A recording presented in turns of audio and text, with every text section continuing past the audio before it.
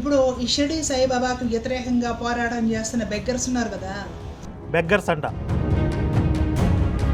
ఇప్పుడు ఆ సాయిబాబా ఆ టెంపుల్స్ మేనేజ్మెంట్ ఈయన లక్షణాన్ని వేసేసి మాట్లాడుతూ వీళ్ళకి ముట్ట చెప్పేస్తే రేపటి నుంచి మూసుకొని వీడియోలన్నీ ప్రైవేట్లో పెట్టి సైలెంట్గా ఉంటారండి. వాళ్ళు డబ్బులు ఇస్తారనే విషయం మాకు తెలియదు. వీడికి ఇచ్చారు కావాలా. ఎన్నటిదాకా క్రిస్టియన్ మతంలో ఉండే అంటకాగి ఇప్పుడు బయటకు వచ్చి ఆ ఉన్మాదం మోనించుకోకుండా మహేష్ బాబు అంటాడు బిజినెస్ మ్యాన్లో. నువ్వు ఇక్కడే పుట్టావు కదా, నువ్వేం పీకావు? ఈ వేదవాళ్ళు ఈ వీధి కుక్కలు పాఠాలు నేర్పుతున్నాయి ఈరోజు. వీధి కుక్కలు అక్కోయ్ నీకు ముదిరిందే, రై రై ఇంజిన్ రైజ్ అయ్యిద్ది. బావా మరుదుల పక్కన కూర్చోవడం ఎట్లా అని సిగ్గుపడి కొత్త పెళ్లి కూతురు దూరంగా పోయి సాయిబు పక్కన కూర్చుందంట. కరెక్ట్ మనిషి దొరికావయ్యా. ఈ స్టోరీలన్నీ పురాణాల్లో ఉన్నాయా? పురాణాల్లో శాస్త్రాల్లో ఉన్నాయండి. ఏం పూజించట్లేదా? మనము దూరం పెడుతున్నామా? దండం పెట్టుకుంటున్నాం కదా. ఇట అంబోతులా తిరుగుతున్నావే, మీ ఇంట్లో ఎవరు నిన్నేమనరా? యావత్ భారతదేశంలో మొన్నటి వరకు కూడా సతీ సహగమన నిరోధక చట్టం తీసుకొచ్చేంత వరకు సతీ సహగమనాలు జరిగాయి లేదా? ఏ క్రిస్టియన్నో లేకపోతే ఏ ముల్లా దగ్గర ట్రైనింగ్ అయ్యి వచ్చింది అనుకుంటారు. ఈవిడ జగద్గురువులు సనాతన ధర్మానికి ఏం పేటెంట్ రైట్స్ తీసుకోలేదండి. భగవంతుడు వాళ్ళకి ఇవ్వలేదండి. ప్రధానమంత్రి రాష్ట్రపతి మాట్లాడరు జగద్గురువుల విషయంలో. ఇవే తప్పొస్తుంది. ఇప్పుడు శివుడిని ఆరాధించి పొందిన విమానం ఏమైంది? ఫలం ఏమైంది? అల్పమైంది. అది ఎందుకు పనికిరాకుండా పోయి పరమాత్మను కాకుండా ఇతరమైనవి పొందినా అవి అల్పములు, శాశ్వతత్వాన్ని కలిగించేవి కాదు. ఈ పత్తికి శివద్వేషం ఉందని చెప్తూ ఉంటారు. అబ్బే అట్లా ఏమీ లేదు నాకు అనేది. ఈవిడ శివుడిని యాక్సెప్ట్ చేయదు, సాయిబుని ఒప్పుకుంటది. సాయిబుది బాగా బాగుంది అంటే భగవత్పాదుల వారి గీతా భాష్యం తీసుకొని కూడా ఢీ కొట్టలేరు ఈ శ్లోకాన్ని. శంకర భగవత్పాదులు దాకేందుకు నేనే చెప్తున్నా కదా. అతని నాలిక మీద నిరంతరం అల్లా మాలిక్ అని నామము నాట్యం ఆడుతూ ఉండేది. భక్తులు ఎవరైనా వస్తే అడిగి మరీ ఇతడు ₹1 ₹2 అలాగా దక్షిణ పుచ్చుకునేవాడు. మరి మమ్మల్ని బెగ్గర్స్ అంటుంది. ఇప్పుడు ఆ దక్షిణ తీసుకుని ఏం చేసుకుని ఎక్కడ పెట్టుకున్నాడు ఆయన? ఈ ముస్లింలు అప్పుడు వచ్చారు, అప్పుడు ఎంట్రీ ఇచ్చారు, అప్పటి వరకు లేరు. ఆయన జీవితంలో ఒక రోహిల్లా ఉన్నాడు, జవహర్ అలీ ఉన్నాడు, మొయిద్దీన్ ఉన్నాడు, బడే బాబా ఉన్నాడు. యథార్థముగా బాబాయే మురళీధరుడు. సరే, ఇది వీళ్ళ అభిప్రాయం అనుకోండి. ఎంత కమ్మావు వైష్ణవ సాంప్రదాయాన్ని సాయిబ్బులకి, ఎంత కమ్మావు? ఈ రణబీర్ కపూర్ ఏ మాత్రము రాముడికి సెట్ అవ్వడు కూడా. అసలు ఒరిజినల్ సచ్చరిత్ర గతంలో చదివింది, మరణ రహస్యం. అంటే జనాలు రియల్ ఎస్టేట్ వాళ్ళు తీసుకొచ్చి షిరిడీలో పెట్టుబడులు పెట్టి పెద్ద పెద్ద బిల్డింగులు కట్టించడం కూడా ఆ రోజుల్లోనే జరిగింది. ఈ వైష్ణవ కుటుంబంలో జన్మించిన ఎక్కిరాల భరద్వాజ అదే పని నువ్వు చేస్తున్నావుగా. అంటే ఎక్కిరాల భరద్వాజ ఆత్మ నిన్ను ఆవహించిందా?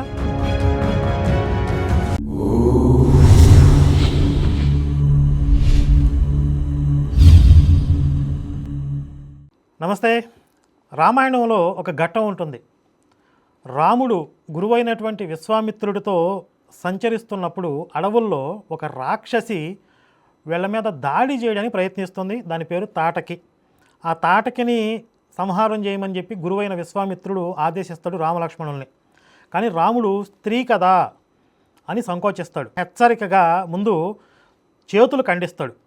అయినా కూడా ఆగదు. పెద్ద పొట్టేసుకుని, ఇంత తలేసుకుని, పెద్దగా కేకలేస్తూ అరుస్తూ మిమ్మల్ని తినేస్తానని చెప్పి వాళ్ళ మీద దాడి చేయడానికి ప్రయత్నిస్తుంటే ఇక తప్పనిసరి పరిస్థితుల్లో రాముడు సంహారం చేస్తాడు ఆ తాటకిని.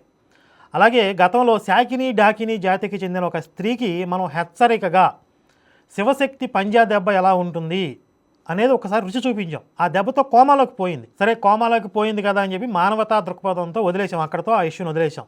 ఇప్పుడు మళ్ళీ తేరుకుంది, కోలుకుని గతంలో నన్ను ఇంత దెబ్బ కొడతారా, మిమ్మల్ని వదిలిపెట్టను అని చెప్పి ఆ తాటకిలాగా అరుస్తూ కేకలేస్తూ ఇప్పుడు మా మీద పడుతుంది. ఇప్పుడు తను మాట్లాడుతున్న విషయాలను బట్టి మాకు కొన్ని విచిత్రమైన డౌట్స్ కూడా వచ్చాయి. అవి ముందుగానే కాకుండా ప్లే చేసిన తర్వాత మీకు కూడా అర్థమవుతున్న సిచ్యువేషన్. అప్పుడు ఆ డౌట్స్ ఏంటనేవి నేను తెలియజేస్తాను. సరే, చాలా క్లిప్స్ ఉన్నాయి, 1 by 1 ప్లే చేస్తాను. ఇప్పుడు ఈ షిరిడి సాయిబాబాకు వ్యతిరేకంగా పోరాటం చేస్తున్న బెగ్గర్స్ ఉన్నారు కదా. బెగ్గర్స్ అంట.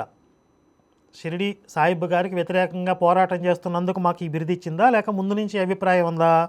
ఈ బెగ్గర్స్ పోరాటం ఎప్పుడు ఉధృతం చేశారంటే వీళ్ళ మీద కేసులు అయ్యాయి. అప్పుడెప్పుడో లైట్గా వీడియోస్ చేస్తే దాని మీద కేసులు అయ్యాయి కదా. కేసులు అయ్యాక మా మీద కేసులు పెడతారా అని ఈగో హర్ట్ అయ్యి విపరీతంగా వీడియోలు చేస్తున్నారు.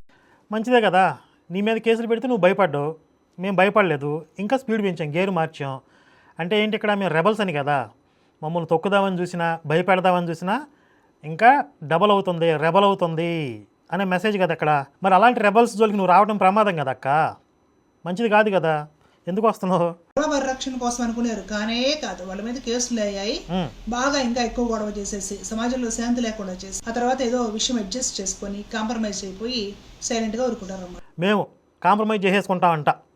ఒకవేళ మేము కాంప్రమైజే చేసుకోవాలనుకుంటే క్రైస్తవ మాఫియానే ఉంది కదా, పెద్ద పెద్ద అవకాశాలు ఉంటాయి. కానీ అలాంటి కాంప్రమైజ్ జోలికి మనం వెళ్ళం కదా, మన తత్వం అది కాదు కదా. ఒకసారి టచ్ చేస్తే, ఒక విషయాన్ని పట్టుకుంటే. ఇప్పుడు ఆ సాయిబాబా ఆ టెంపుల్స్ మేనేజ్మెంట్ ఈయన లక్షణాన్ని వేసేసి మాట్లాడుకుని వీళ్ళకి ముట్ట చెప్పేస్తే రేపటి నుంచి మూసుకొని వీడియోలన్నీ ప్రైవేట్లో పెట్టి సైలెంట్గా ఉంటారండి. ఈ మేము పోరాటం చేస్తున్నామని చెప్పే ఈ ముష్టి బ్యాచ్. ఈవిడ గతంలో ఈ సాయిబు మీద పలు దఫాలుగా వీడియోలు చేసింది. ఇప్పుడు ఆ వీడియోలన్నీ ప్రైవేట్లో పెట్టుకుని మూసుకు కూర్చుంది. అంటే స్వానుభవంతో చెప్తుంది. ఇప్పుడు వాళ్ళు డబ్బులు ఇస్తారనే విషయం మాకు తెలియదు, ఈవిడికి ఇచ్చారు కావాలా, అలా డబ్బులు ఇచ్చేస్తే నేను పెట్టినట్లుగానే వీళ్ళు కూడా పెట్టేస్తారు అని అనుకుంటుంది. కానీ మేమేం చేసాం, మా డిమాండ్స్ చెప్పాం, 18 పాయింట్లు ఇచ్చాం. సంస్కరణలు చేసుకోండి మీ సాయిబు మతంలో, మీ ఈ సంస్కరణలు కనుక చేసుకోగలిగితే మేము ఈ సాయిబు మతం గురించి మాట్లాడాల్సిన అవసరం లేదు. చర్చలకు రావాలని వాళ్ళే ప్రతిపాదించారు, వాళ్ళే వచ్చారు. సరే, మేము కూడా ఒక అడుగు ముందుకు వేసి సామరస్యంగా కూర్చొని చర్చించుకుందాం, ఎంతైనా వాళ్ళు కూడా హిందువులే కదా అనే భావనతో మేము ఆ ప్రతిపాదనకు ఒప్పుకుంటే, దీనికి ఆ రోహిల్లా గారు ఇంకొక అపవ్యాఖ్యానం చేశాడు. సరే, దానికి సమాధానం మన వాళ్ళు చెప్పారు, నేను కూడా అవసరమైతే ఇంకొక సందర్భంలో చెప్తాను. కానీ ఇక్కడ గమనించాల్సింది ఏంటి, మా విధానం ఎలా ఉంది, సాయిబు మతం పేరుతో హిందుత్వంపై జరుగుతున్న దాడిని ఖచ్చితంగా ఎదుర్కొని తీరతాం. అది మీరు సంస్కరించుకుంటారా, మా అంతటికి మమ్మల్ని సరిచేయమంటారా, ఇది తేల్చుకోండి అని చెప్తున్నాం. అంతే తప్ప నీకులాగా కాంప్రమైజులు, రాజీలు. అనాదిగా మనము వైదిక సాంప్రదాయాలని పాటించుకుంటూ వచ్చే వైష్ణవులకి కూడా నిన్నటువంటి క్రిస్టియన్ మతం నుండి బయటకు వచ్చి ఇలాంటి వాళ్ళు పాఠాలు నేర్పుతున్నారు. ఇది గుర్తుపెట్టుకోండి, వైష్ణవులకి కూడా క్రిస్టియానిటీ నుండి బయటకు వచ్చిన, అంటే నన్ను, లలిత్ కుమార్ గారిని ఉద్దేశించి మేము వాళ్ళకి పాఠాలు చెప్తున్నామంట. ఎక్కడ జరిగింది, మాకు విచిత్రమైన డౌట్స్ వచ్చాయని చెప్పానే, ఆ డౌట్ ఏంటని తర్వాత చెప్తాను, మీరు ఇది అండర్లైన్ చేసుకోండి. వైష్ణవులకి నేను ఎప్పుడు పాఠాలు చెప్పాను, నేను కానీ లలిత్ కుమార్ గారు కానీ. సమాజ హితవు కోరి మాట్లాడుతున్నానండి నేను. ఆధ్యాత్మికంగా చెప్పడానికి నేను దత్త పరంపరకు సంబంధించిందని కాదు, నాది వైష్ణవ పరంపర. ఇది కూడా అండర్లైన్ చేసుకోండి. ఇప్పుడు ఈవిడ మాట్లాడుతున్న కంటెంట్ పదే పదే మాది వైష్ణవ పరంపర, వైష్ణవము అనే ప్రస్తావన తీసుకొస్తుంది. దీని ద్వారా అసలు ఈవిడ ఏమి సాధించాలనుకుంటుంది, తదనంతర పరిణామాలు ఏమిటి, ఇవన్నీ కూడా నేను తర్వాత ఎక్స్ప్లెయిన్ చేస్తాను. నిన్నటిదాకా క్రిస్టియన్ మతంలో ఉండే అంటకాగి ఇప్పుడు బయటకు వచ్చి ఆ ఉన్మాదం మోనించుకోకుండా ఆ జాడీయం ఎక్కడ కూడా వెదజల్లుతున్నారు వీళ్ళు. సరే, మేము క్రిస్టియానిటీ నుండి బయటకు వచ్చాం, హిందుత్వం మీద కూడా పరిశోధన చేశాం. ఈ పాస్టర్లు, మతోన్మాద క్రైస్తవులు అడిగే ప్రశ్నలకి సమాధానం చెప్తున్నాం, గర్వాప్సీలు చేస్తున్నాం. నువ్వేం ఓడబడిచావో చెప్పు నీ జీవితంలో. నువ్వు పుట్టింది హిందుత్వంలోనే కదా, హిందుత్వంలో పుట్టి పెరిగావు కదా. మహేష్ బాబు అంటాడు బిజినెస్ మ్యాన్లో, నువ్వు ఇక్కడే పుట్టావు కదా, నువ్వేం పీకావు? కాబట్టి నువ్వు హిందుత్వంలో పుట్టి పెరిగి ఎంతమంది నువ్వు గర్వాప్సీ చేసావు, ఏం ఓడబడిచావు చెప్పు. కక్కుర్తి వేధవలారా, పబ్లిక్ చెప్తున్న బెగ్గర్స్ వీళ్ళు. ఎవరో మమ్మల్ని ఇక్కడ ఈ భరతవర్ష శివప్రసాద్ గారి ఏ క్రియేటెడ్ ఇమేజ్ పెట్టి, అంటే ఆయన అడ్డుగా పెట్టి మొత్తం మమ్మల్ని అందరినీ ఉద్దేశించి ఈ పదజాలాన్ని సదరు శాకిని డాకిని స్త్రీ గారు ప్రయోగం చేస్తున్నారు. వినండి. బ్లాక్ మెయిలర్స్ వీళ్ళు, ఏమీ తెలీదు. వీళ్ళు ఏం చేస్తారంటే హిందూ ఐక్యత పేరుతోటి సాంప్రదాయాల మీద దాడి చేస్తున్నారండి వీళ్ళు. వీళ్ళు సాంప్రదాయాల మీద దాడి చేస్తే నిన్నటి దాకా క్రిస్టియన్ మతంలో నుండి బయటకు వచ్చి. చూసారా, ఇక్కడ పెట్టిన ఫోటో ఎవరిది, భరతవర్ష శివప్రసాద్ గారు. మాట్లాడుతుంది ఎవరి గురించి, క్రిస్టియానిటీని బయటకు పదే పదే ఈ పదం వాడుతుంది. నిన్నటిదాకా ఏవో పిచ్చి పిచ్చి పనులన్నీ చేసేసుకొని పొట్ట పోషించుకొని ఇవాళ వీళ్ళు యూట్యూబ్లోకి సోషల్ మీడియాలోకి వచ్చి. ఇవాళ నువ్వెప్పుడు వచ్చావు అసలు? నేను సోషల్ మీడియాలో యూట్యూబ్ ఛానల్ ఓపెన్ చేసినప్పుడు నువ్వు కళ్ళు తెరవాలి లోకంలో. అంటే అసలు హిందుత్వం గురించి, ఈ ఇతర మతాల గురించి నీకు అసలు అవగాహనే లేదు. ఈ వేదవాళ్ళు ఈ వీధి కుక్కలు పాఠాలు నేర్పుతున్నాయి ఈరోజు. వీధి కుక్కలు అక్కోయ్ నీకు ముదిరిందే, బాగా గొలగొలగా ఉన్నట్టు ఉంది. ఇందాక కటింగ్ చేసేటప్పుడు ఈ పదం వినలా, ఇంకొకసారి వింట రై రై ఇంజిన్ రైజ్ అయ్యిద్ది. ఈ వేదవాళ్ళు ఈ వీధి కుక్కలు పాఠాలు నేర్పుతున్నాయి ఈరోజు. వస్తే చిత్తకార్తి కుక్క అనేవాడిని, ప్రిపేర్ అవ్వలేదు కాబట్టి అన్నట్లా ఈ పూట వదిలేస్తున్నా. అనాదిగా పరంపరాగతంగా పాటించుకుంటూ వస్తున్న సాంప్రదాయాలను పాటిస్తూ ఎవరు? సాయిబు మతమా? అనాదిగా పరంపరాగతంగా వస్తుందా? నియమనిష్టలతో బ్రతికే వాళ్ళకి ఎవరు? సాయిబు మతం వాళ్ళు నియమ నిష్టలతో అంటే ఇక్కడ కూడా ఈవిడ ఉద్దేశంలో వైష్ణవ సాంప్రదాయం అనమాట. ఇప్పుడు ఎన్నిసార్లు వచ్చింది? ఓ 3-4 సార్లు వచ్చింది. ఇప్పటికి రిపీటెడ్గా వైష్ణవ సాంప్రదాయం మీద మేము దాడి చేస్తున్నాం. మాకు కూడా తెలియదు, అసలు ఎవరికి తెలియదు. అసలు వైష్ణవ సాంప్రదాయానికి మేము మద్దతుగా ఉన్నామా, దాడి చేసామా, అది కూడా చెప్తా, లెక్కలు తెలుస్తా. కానీ పదే పదే ఈ అభిప్రాయాన్ని ఎందుకు రుద్దుతుంది ఈవిడ, ఇది కూడా చెప్తా. అలాగా అన్ని రకాల స్వలాభాల కోసము వీళ్ళందరూ దొంగలు కలిసిపోయారు. కానీ ఈ బెగ్గర్స్ పత్తి విత్తనాలు అయితే కాదు. మేము పత్తి విత్తనాలు కాదు, కానీ ఈవిడ మాత్రం పత్తిత్తే. స్వచ్ఛమైన అచ్చ తెలుగు 16 అణాల పత్తిత్తు. సమైక్యత అనే పేరు బయటకు చూపించి చీలికలు చేస్తారన్నమాట. కొద్ది రోజులు వైష్ణవులు మంచివాళ్ళు కాదని వీళ్ళే వీడియోలు చేపించారు. చూసారా? పదే పదే వైష్ణవం. అసలు వైష్ణవం గురించి మేము ఎప్పుడైనా మాట్లాడామా? ఎప్పుడన్నా పూజ్య చిన్నజీర స్వామి వారి మీద ఏదైనా వివాదం వచ్చినప్పుడు వారికి మద్దతుగానే మాట్లాడాను. ఆయన ఎందుకు ముట్టుకోరు, అక్కడ సహస్రాబ్దుల టికెట్స్ ఎందుకు పెట్టారు, లేకపోతే సమ్మక్క సారక్క విషయం, ఇలాంటి ఎన్నో విషయాలు ఉన్నాయి. ప్రతిసారి నేను స్వామివారికి మద్దతుగానే, వారు పూజ్యులు అనే విధంగా నేను మాట్లాడా. కానీ ఈ పత్తిత్తి ఏం చేస్తుంది? పదే పదే మేము వైష్ణవం మీద దాడి చేశాం. మరి వైష్ణవము చిన్నజీర స్వామి వారు వేరు కాదు కదా. ఈవిడ దృష్టిలో వైష్ణవం మీద దాడి అంటే చిన్నజీర స్వామి వారికి కూడా మేము వ్యతిరేకమని కదా. కానీ ఆ విధంగా రికార్డ్స్ ఉన్నాయా? అసలు మీరు మొత్తం హిస్టరీ రికార్డ్స్ అన్నీ చూడండి. శివశక్తి 10-11 సంవత్సరాల జర్నీ చూడండి. స్వామివారి పట్ల ఎప్పుడూ మేము భక్తి, శ్రద్ధ, పూజ్యభావంతో మాట్లాడిన సందర్భాలే ఉంటాయి తప్ప వారికి వ్యతిరేకంగా ఒక్క సందర్భంలో కూడా మాట్లాడాల. కానీ ఈ పత్తిత్తి ఏం చేస్తుంది మీరు అర్థం చేసుకోండి. ఇప్పుడు ఈ సాయి భక్తులు మంచోడు కాదు, సాయిబాబా మంచోడు కాదు అని వీళ్ళే వీడియోలు చేస్తున్నారు. అంటే ఇక్కడ సాయిబు మతాన్ని వైష్ణవుల్ని కలిపేస్తుందా ఈవిడ? మేము ఒకటే అని చెప్తుందా? ఇది సదరు పత్తిత్తు అభిప్రాయమా, లేకపోతే వైష్ణవుల్లో ఉన్నటువంటి పెద్దల అభిప్రాయం కూడానా అనే డౌటు ప్రజలకు వస్తుంది. ఇక్కడ పదే రుద్దుతుంది. కాబట్టి నేను వైష్ణవ పరంపరకు చెందినదాన్ని, మా వైష్ణవుల మీద వీళ్ళు దాడి చేశారు, మా వైష్ణవం గురించి వీళ్ళు మాట్లాడుతున్నారు, మా సంప్రదాయాల గురించి మాట్లాడుతున్నారని చెప్పి ఇన్ని రకాలుగా ఎన్నిసార్లు చెప్తుంది అంటే, ఇప్పుడు వైష్ణవులు సాయిబు మతం ఒకటేనా? మేము మాట్లాడుతుంది సాయిబు మతం గురించి. ఈ సమస్య కాస్త సెటిల్ అయిన తర్వాత పరిష్కారం కాదు, సెట్ చేసుకుంటారు వీళ్ళే. అంటే ఈవిడ సాయిబు మతంతో సెట్ చేసుకుంది కదా సిండికేట్తో, కాబట్టి మేము కూడా అంతే అని అనుకుంటుంది అక్క. తర్వాత ఇంకో క్లిప్ ఉంది, అంటే మా గురించి పర్సనల్గా మాట్లాడింది, అది కూడా ఒకసారి ప్లే చేసిన తర్వాత సబ్జెక్ట్లోకి వెళ్ళిపోదాం. సబ్జెక్ట్ పరంగా కొన్ని విషయాలు మాట్లాడింది పత్తిత్తు, అక్కడికి వెళ్దాం. అంటే ఈ బెగ్గరు ఇంకొక బెగ్గర్ క్రిస్టియానిటీ మీద ఫైట్ చేస్తున్నాము అని ఆరంభంలో తెగ కొట్టుకున్నారు వీళ్ళే. ఎవరు? నేను, లలిత్ గారు. కులం పేరుతోటి వీడిది కులము వాడిది ఆ కులము అని కులం పేరుతో కొట్టుకున్నారు. ఆ తర్వాత చదువు పేరుతో కొట్టుకున్నారు. ఒరే నువ్వు 10th క్లాసేరా, నీకు తెలియదురా అని వీడియోలు కూడా ఉన్నాయి, ఇప్పటికి కూడా ఉన్నాయి. ఒకవేళ ఈవిడ చెప్పినట్లుగా అంత తీవ్రంగా మేము కొట్టుకుని తిట్టుకుని బూతులు తిట్టుకుని కూడా ఈరోజు కలిసే ఉంటున్నాము అని అనుకోండి. ఒకవేళ అది కూడా గొప్పతనమే కదా. అంత వైరుధ్యాలని శత్రుత్వాన్ని కూడా పక్కన పెట్టి ధర్మం కోసం మనం కలిసి నిలబడదాం అనే నిర్ణయానికి వచ్చాం కదా. అంటే ధర్మం కోసం మా వ్యక్తిగత రాగద్వేషాలని పక్కన పెట్టేశాం, ఇది కదా అక్కడ అర్థం చేసుకోవాల్సింది. కానీ నువ్వేం చేస్తున్నావు? మా మీద ఉన్న శత్రుత్వంతో సాయిబు మతంలోకి పోయావు. ఇలాంటి సంఘటనల గురించే మన పెద్దవాళ్ళు కొన్ని సామెతల రూపంలో చెప్పేశారు. బావా మరుదుల పక్కన కూర్చోవడం ఎట్లా అని సిగ్గుపడి కొత్త పెళ్లి కూతురు దూరంగా పోయి సాయిబు పక్కన కూర్చుందంట. ఇప్పుడు నాకు ఒక విచిత్రమైన డౌట్స్ వచ్చాయని చెప్పానే. ఆ డౌట్స్ ఏంటి అంటే, ఈ వైష్ణవ పరంపరకి చెందిన దాన్ని అని చెప్పుకుంటూ ఇప్పుడు ఆ పరంపరకి ఆ సంప్రదాయానికి స్వామివారికే ద్రోహం చేయాలి అనే ప్లానింగ్ నాకు కనపడుతుంది. 2 పాయింట్లు మీరు గమనించండి. ఒకటి, ఇప్పుడు మా ఆర్గనైజేషన్స్కి వైష్ణవ సాంప్రదాయానికి ఎలాంటి వైరుధ్యాలు లేవు. అయితే గీతే ఇది భరతవర్ష శివప్రసాద్ గారికి వీళ్ళకే ఉన్నట్టు ఉన్నాయి. దానికి కారణాలు ఏంటి, మూలాలు ఏంటి, ఆ వివరాల్లోనే నేను వెళ్ళట్లా. అవి ఎప్పటి నుంచో ఉన్నాయి, ఎందుకు ఉన్నాయి కూడా నాకు తెలియదు. సరే, ఒకానొక టైంలో నన్ను కూడా సయోధ్య కుదర్చండి అని చెప్పి పిలిచారు కాబట్టి నేను కూడా పెద్ద మనుషులతో కలిసి ఆ సమన్వయం చేయడం ప్రయత్నించాను. ఎవరు వినేలా కనపడలేదు. నాకు అనవసరంగా టైం వేస్ట్ అవుతుంది, మీరు చూసుకొని నేను వదిలేశా.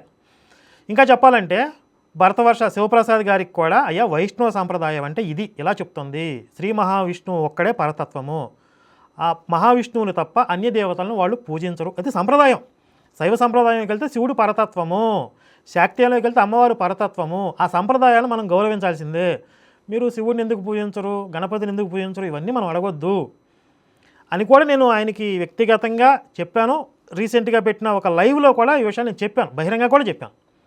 ఆవిడ వైష్ణవ సంప్రదాయాన్ని నేను సమర్థించాను తప్ప ఎప్పుడు వ్యతిరేకించలేదు. ఎందుకంటే వైదిక సంప్రదాయం కదా అది, ఏ సాయిబు సంప్రదాయం కాదు కదా. అలాగే చిన్నజీవ స్వామివారి పట్ల నాకున్నటువంటి పూజ్యభావం ఇవన్నీ కూడా మీ అందరికీ తెలుసు. ఎక్కడా కూడా మా ఆర్గనైజేషన్స్కి వైష్ణవ సాంప్రదాయానికి వైరుధ్యమే లేదు, విభేదాలే లేవు. కానీ పదే పదే మీరు మా వైష్ణవ సాంప్రదాయం మీద పడండి, మీరు మాకు శత్రువులు అని పదే పదే ఇన్ని వీడియోల్లో చెప్పిందా లేదా ఈవిడ. కాబట్టి మీరు వైష్ణవం మీద కూడా పడండి అని పదే పదే మమ్మల్ని రెచ్చగొడుతున్నట్లుగా అనిపిస్తుంది ఇక్కడ. Point number 1. నెంబర్ 2, అసలు ఏ విషయంలో దూరింది ఇప్పుడు ఇక్కడ? సాయిబు మతం విషయంలో దూరింది. ఇప్పుడు పరిస్థితులు ఎలా ఉన్నాయి బయట? ఎవరన్నా ఒక ప్రవచనకర్త సాయిబు గారు మహానుభావుడండి, అవతార పురుషుడండి అంటే కింద కామెంట్లు చూసుకొని అమ్మలు అక్కల బూతులు పెడుతున్నారు. ఎవరు? మనోళ్ళే, హిందువులే. ఎవరైనా తెలుసో తెలియకో ప్రవచనంలో లేకపోతే ఏదో ఒక స్పీచ్లో సాయిబు గారు మహానుభావుడు, అవతార పురుషుడు, అవధూత, తొక్క, తోటకూర అంటే ఇంతకు ముందులా లేదు పరిస్థితి. అమ్మలక్కల బూతులే తిడుతున్నారు జనాలు, అంత అవేర్నెస్ వచ్చేసింది. ఇప్పుడు వైష్ణవాన్ని తీసుకెళ్ళి మేము సాయిబు మతానికి సపోర్ట్ అని దాని పక్కన పెడుతుంది ఇప్పుడు. అంటే ఇక్కడ ఇద్దరిని శత్రువులు చేసే ప్రయత్నం చేస్తుంది వైష్ణవానికి. ఎవరిని? సాయిబు పట్ల అవేర్నెస్ కలిగినటువంటి చైతన్యవంతమైన హిందూ సమాజాన్ని, మా ఆర్గనైజేషన్స్. మీరు సాయిబు మతంతో పాటు వైష్ణవాన్ని కూడా కలుపుకోండి అని పదే పదే ప్రయత్నం చేస్తుంది ఇక్కడ.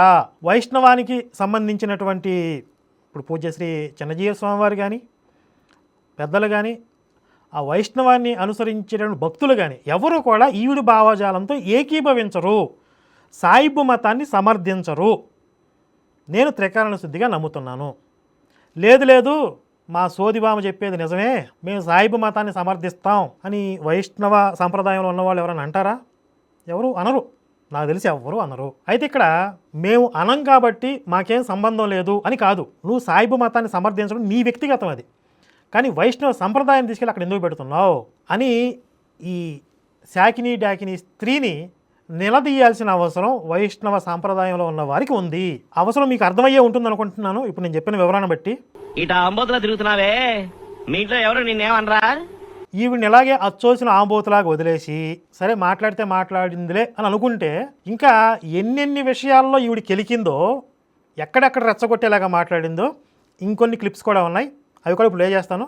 నేను గతంలో కూడా ఈవిడ ప్రమాదం, వైష్ణవానికి పట్టిన శని గతంలో మాట్లాడాను, చూసారా? గుర్తుంది కదా ఎందుకు మాట్లాడాను? ఇది ఈవిడ మెంటాలిటీ నాకు అర్థమైంది. దీనికి పోయేదేం లేదు. ఆ రోహిల్లా కూడా సేమ్ ఇంతే, ఆడికి పోయేదేమీ లేదు. సాయిబు మతం ఆగిపోతుంది అక్కడ. అందుకని సాయిబు మతం అడ్మినిస్ట్రేటర్లు అది అర్థం చేసుకున్నారు. ఈ రోహిల్లా గాడు వెళ్ళి వాళ్ళని రెచ్చగొడుతున్నాడు, వాళ్ళు కొట్టే కొట్టుడికి ఇక్కడ మొత్తం కదిలిపోతున్నాయి అని చెప్పి వాళ్ళు అర్థం చేసుకుని బాబు కూర్చుని మాట్లాడుకుందాం వాళ్ళు వచ్చారు. ఈడేమంటాడు?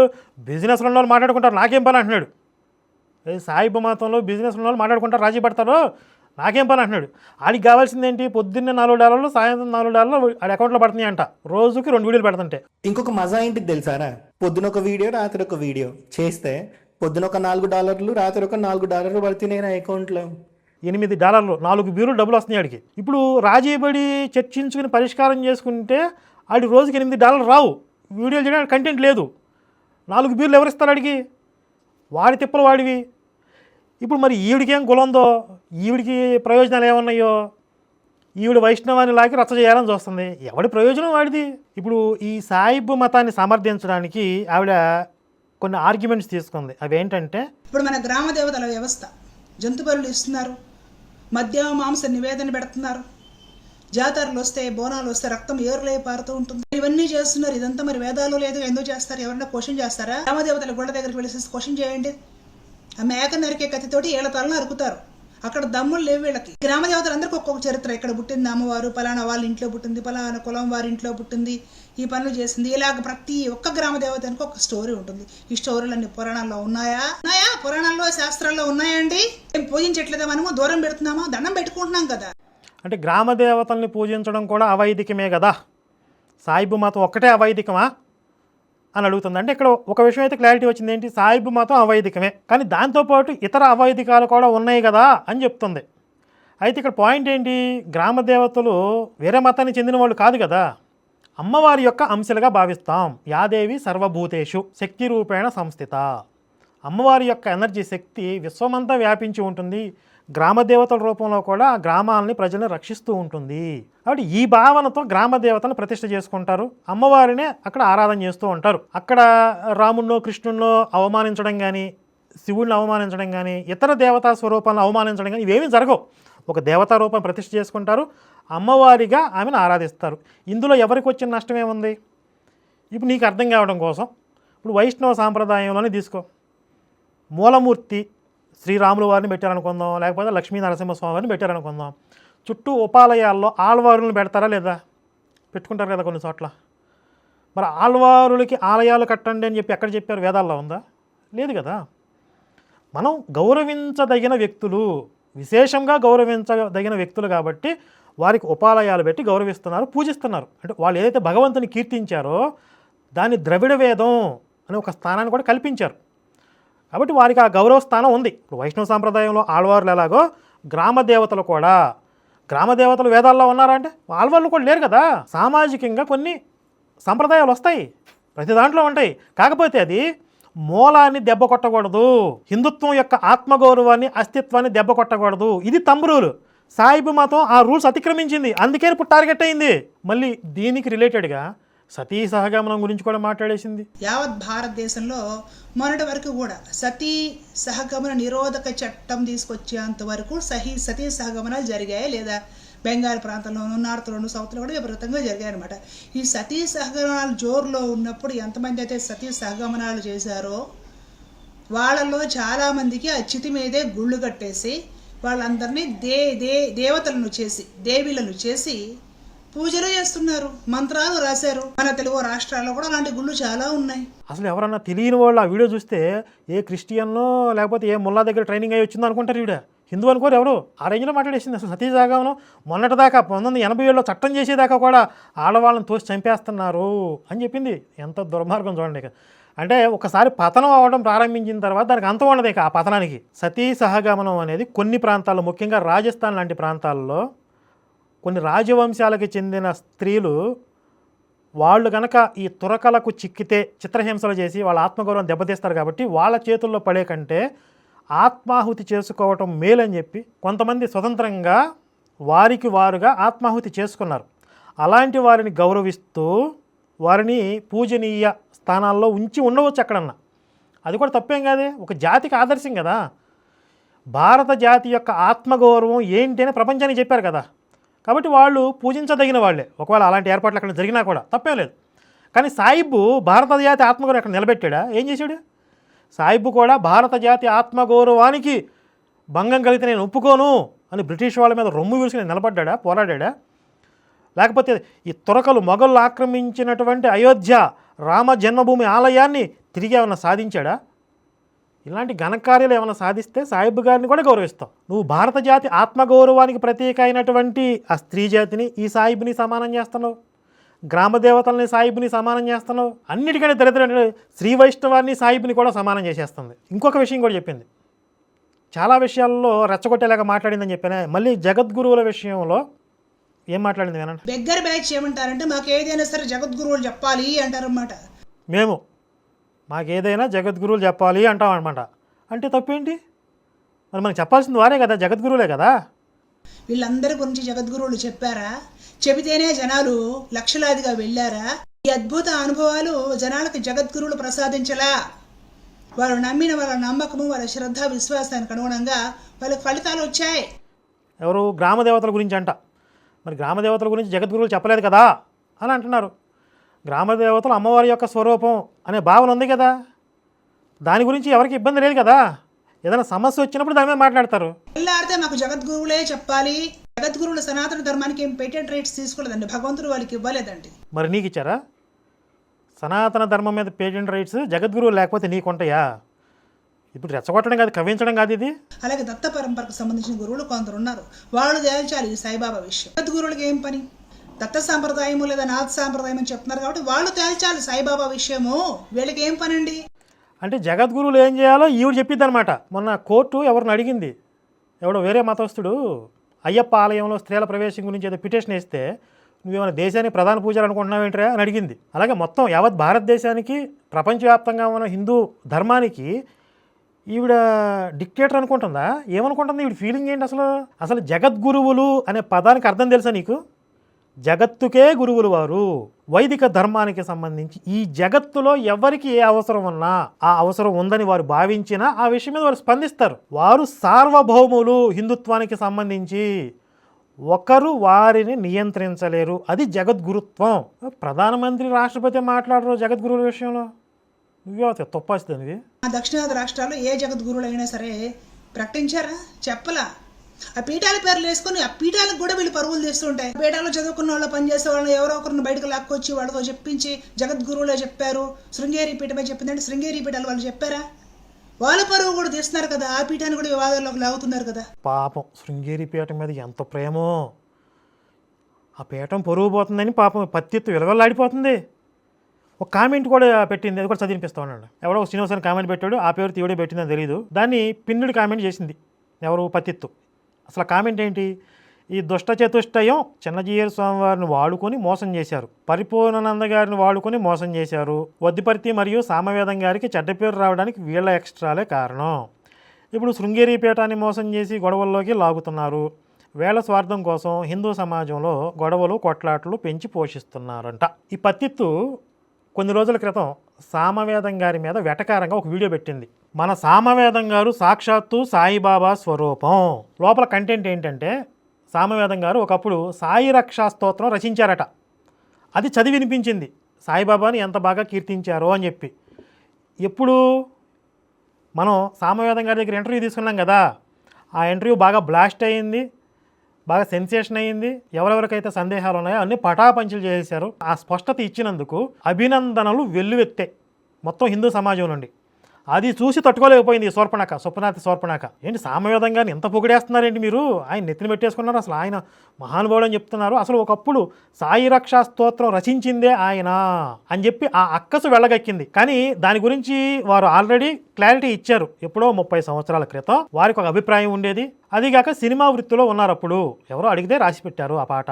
దీని మీద చాలా వివరంగా ఆయన స్పష్టత ఇచ్చేశారు. అయినా కూడా తెలిసి కూడా సామవేదం గారి పట్ల వెల్లువెత్తినటువంటి ఈ గౌరవ అభిమానాలు ఇవి చూసి తట్టుకోలేకపోయింది. కడుపు మండిపోయి అసలు సామవేదం గారిని ఏదో ఒక విధంగా ఇబ్బంది పెట్టాలి ఇప్పుడు అని చెప్పి, సామవేదం గారు సాక్షాత్తు సాయిబాబా స్వరూపం అంటూ గతంలో 30 సంవత్సరాల క్రితం రాసినటువంటి ఆ సాయి రక్ష స్తోత్రం వెటకారంగా చదివి వినిపించి సునకానందం పొందింది ఈ పత్తిత్తు. అలాగే ఇప్పుడు శృంగేరి పీఠం విషయంలో కూడా మొన్న లలితాదిత్య గారి ఇంటర్వ్యూ వచ్చింది కదా, దానికి కూడా అంతే స్థాయిలో ఇంచుమించుగా స్పందన వచ్చింది. అంటే ఈ సాయిబు అవైదికాన్ని ఖండిస్తున్నటువంటి కీర్తి, ఆ ఖ్యాతి శృంగేరి పీఠంకి వస్తుంది, సామవేదం గారికి వస్తుంది. చూసి తట్టుకోలేకపోతుంది ఈవిడ. ఇప్పుడు మళ్ళీ పత్తిత్తులాగా అయ్యి బాబోయ్ శృంగేరి పీఠాన్ని మోసం చేసేస్తున్నారు, సామవేదం గారికి గౌరవం లేకుండా చేసేశారు అని చెప్పి రకరకాలుగా మాట్లాడుతుంది. తర్వాత ఇంకొక స్టెప్ ఏం చేసిందంటే, ఇప్పుడు భరతవర్ష శివప్రసాద్ గారిని అడ్డం పెట్టుకుని ఆయన మీద కౌంటర్ అన్నట్లుగా మొదలుపెట్టి మమ్మల్ని కూడా అందులోకి లాగి మమ్మల్ని అందరినీ ఎలా అయితే రుద్దాలని చూస్తుందో, అలాగే అద్వైత సంప్రదాయాన్ని కూడా, శివుణ్ణి కూడా అందులో భాగం చేసింది. ఒకసారి ప్లే చేస్తా చూడండి. వీడికి కడుపు నొప్పి ఏంటంటే, వైష్ణవులంట శివుణ్ణి పూజించారంట, శివుడిని భగవంతుడిగా ఒప్పుకోరంట. ఇప్పుడు వీడు ఒప్పుకోండి అని ఈ వెధవ డిమాండ్ చేస్తున్నాడు. ముష్టి వెధవ కాదు కదండి చెప్పాల్సింది, ఎవరు చెప్పాలి? ఇప్పుడు ఆయన ఒకవేళ తెలుసో తెలియకో శ్రీ వైష్ణవులు శివుడిని ఎందుకు పూజించరు అని అడిగాడు అనుకోండి, ఒరే బాబు నీకు తెలియదు, ఇది మా సాంప్రదాయం అని చెప్తే సరిపోతుంది కదా. కానీ తర్వాత ఏం చేసింది చూడండి. పరమాత్మ స్పష్టంగా నేను వేరు, ఇతర దేవతలు వేరు అని చెప్తున్నాడు భగవద్గీతలో. నేను వేరు, నేను పరమాత్మను, ఇతరులు దేవతలు అని పరమాత్మ భగవద్గీతలో చెబుతూ ఉన్నారు. సరే, భగవద్గీతలో శ్రీకృష్ణ పరమాత్మ అన్య దేవతలు అనే ప్రస్తావన చేస్తారు ఆయన. అందులో అన్య దేవతలు శివుణ్ణి చేర్చింది. శివుణ్ణి కూడా పరమాత్మ స్థాయిలో చూసే సంప్రదాయాలు ఉన్నాయి కదా. కాబట్టి అక్కడ మాట్లాడుతున్నది కృష్ణుడని కాదు, ఒక రూపాన్ని ధరించిన కృష్ణుడు కాదు, అక్కడ పరమాత్మ స్థాయిలో ఆయన మాట్లాడుతున్నాడు. పరమాత్మ స్థాయిలో మాట్లాడేటప్పుడు అందులో శివుడు ఉంటాడు, అమ్మవారు కూడా ఉంటుంది. సరే, ఇది కూడా మనకు అభ్యంతరం లేదండి. వైష్ణవ సాంప్రదాయంలో శివుణ్ణి ఇతర దేవతల్లో భాగంగా చూడండి, తప్పేం లేదు మీ సాంప్రదాయం. నెక్స్ట్ ఇంకొక స్టెప్, అది కూడా చూడండి. నేను ఇంకొక ఆయన సమానము, నేను ఇంకొక ఆవిడ సమానము, మేము 5 సమానము, మేము 10 మంది సమానము అని పరమాత్మ 700 శ్లోకాల్లో ఎక్కడైనా చెప్పి ఉన్నారా? అంటే ఈ పంచాయతనాన్ని టార్గెట్ చేస్తూ 5 దేవతలు, 6 దేవతలు, షణ్మతాలు ఇవన్నీ ఎక్కడున్నాయి? శ్రీకృష్ణుడు ఒక్కడే అని చెప్పింది. సరే, ఓకే, అది కూడా యాక్సెప్టబుల్, తప్పేం లేదు. తర్వాత ఇంకా చూడండి. సాల్వుడు అనే ఒకడు ద్వాపర యుగంలో శివుడిని ఆరాధించి తపస్సు చేసి ఒక గొప్ప విమానాన్ని, దివ్య విమానాన్ని పొంది ఆ విమానం తీసుకొని ద్వారకా నగరం పైన దండెత్తుతాడు. అట్లా ఏం చేస్తాడు తెలుసా? ఆ విమానాన్ని చూర్ణం చేసి వాడిని చంపి పడేస్తాడు. ఇప్పుడు శివుడిని ఆరాధించి పొందిన విమానం ఏమైంది? ఫలం ఏమైంది? అల్పమైంది. అది ఎందుకు పనికిరాకుండా పోయింది. సాల్వుడు ఏమయ్యాడు? ద్వారక మీద దండెత్తిన దానికి చచ్చిపోయాడు. పరమాత్మను కాకుండా ఇతరమైనవి పొందినా అవి అల్పములు, శాశ్వతత్వాన్ని కలిగించేవి కాదు, నశ్వరములు, మోక్షాన్ని కలిగించేవి కావు. ఇది నాట్ యాక్సెప్టబుల్. అర్థమైంది కదా మీకు కంటెంట్? సాల్వుడు అనే ఒక వ్యక్తి పరమశివుడిని ఆరాధించి ఒక విమానాన్ని పొందాడు. ఆ విమానంతో ద్వారక మీద దండెత్తాడు, కృష్ణుడు నాశనం చేశాడు. దీనికి ఈవిడ చెప్తున్న భాష్యం ఏంటి? శివుడిని పూజించి ఏదన్నా ఫలాన్ని పొందినా అది వ్యర్థం, నాశనం అయిపోతుంది. కాబట్టి శ్రీకృష్ణుడిని మాత్రమే ఆరాధించాలి.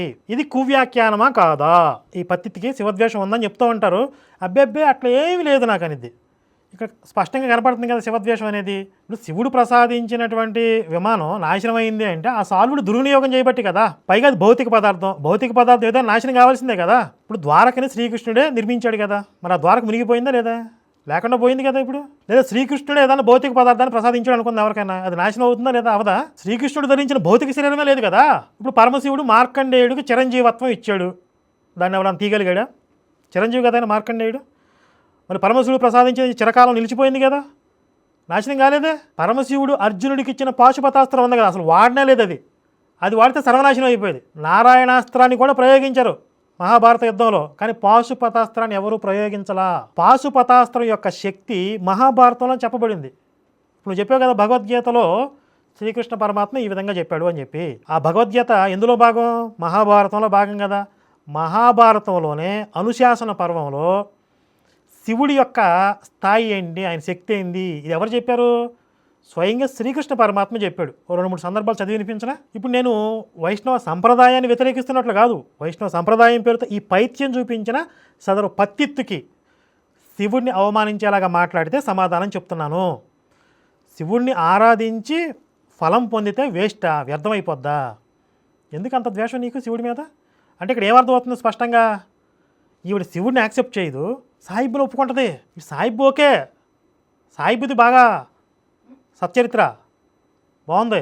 ఒకసారి మనం మహాభారతంలోని అనుశాసన పర్వం చూద్దాం. మహాభారతంలో అనుశాసన పర్వం 14వ అధ్యాయము మేఘవాహన పర్వాఖ్యానము ఆ భాగాని పేరు. ఇక్కడ భీష్మ ఉవాచ ఏమంటున్నాడు ఆయన?